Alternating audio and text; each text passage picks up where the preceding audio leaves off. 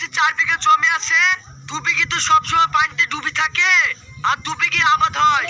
যে 2 বিঘি আবাদ হয় সেই 2 বিঘি আমার, আর পানির দিকটা তোর।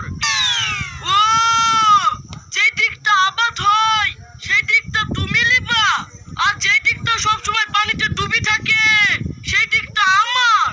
ঠিক আছে, আমি মাছের আবাদ করব তাই মেনে নিনু। তুমি যে জমিতে পানি কোয়া থেকে তুলে দাও সেইটাও আমি দেখবো। এ তো আশ্চর্য ব্যাপার। ঠিক আছে ঠিক আছে, শোন, আমাদের তো একটাই গাই গরু।